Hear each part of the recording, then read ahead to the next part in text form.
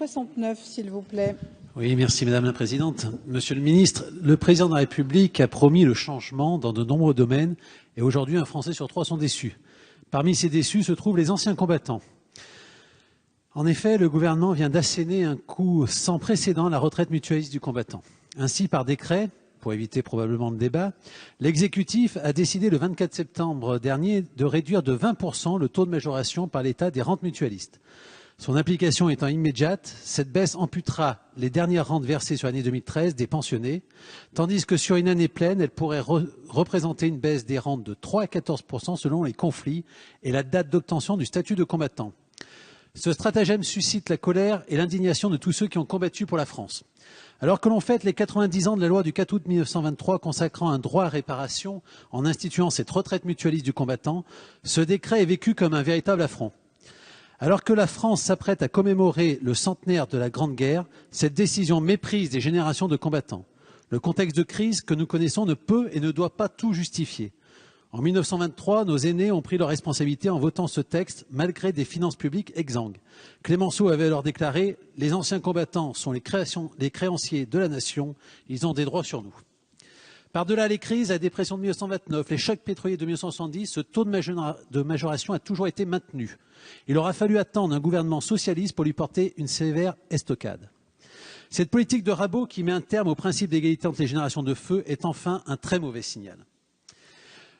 Donc je propose par cet amendement que le gouvernement remette au Parlement un rapport d'information avant le 1er juin 2014 sur l'opportunité de la baisse de 20% de la majoration de l'État des rentes accordées au titre du Code de la mutualité. Je crois que je pars du principe suivant, que la confiance, même si elle est relative, n'exclut pas le contrôle.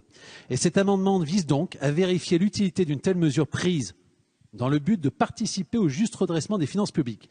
Je crois que si vous jugez que son utilité est bien réelle, vous accepterez sans problème le rapport d'information qui est proposé par cet amendement.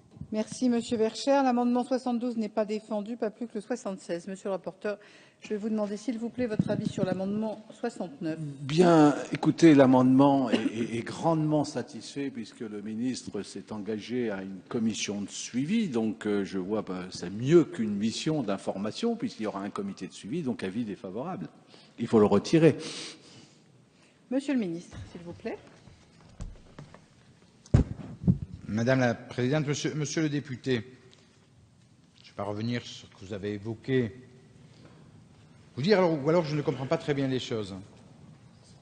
Deux mutuelles importantes qui représentent plus de 60% des bénéficiaires de la retraite mutualiste ont indiqué dans un communiqué qui n'est pas quelque chose qui a été caché, c'est un communiqué public daté du 10 octobre dernier, non seulement qu'il y avait eu concertation avec le gouvernement sur cette question, mais qu'ils étaient en accord avec la solution qui avait été élaborée en toute transparence. 60% me semble être une majorité qui n'est pas une majorité faible. Et par ailleurs, d'autres associations qui s'étaient dans un premier temps exprimées de manière défavorable sont en train de changer leur position parce qu'elles savent bien que cette position que nous avons prise est une position juste et en même temps transitoire, comme ça a été évoqué.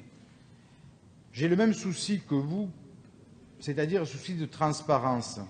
C'est pour ça que je me suis prononcé favorablement sur le principe d'un comité de suivi, et la représentation parlementaire, bien entendu, travaillera sur cette question pour surveiller l'impact de la mesure sur les bénéficiaires de la rente mutualiste en particulier.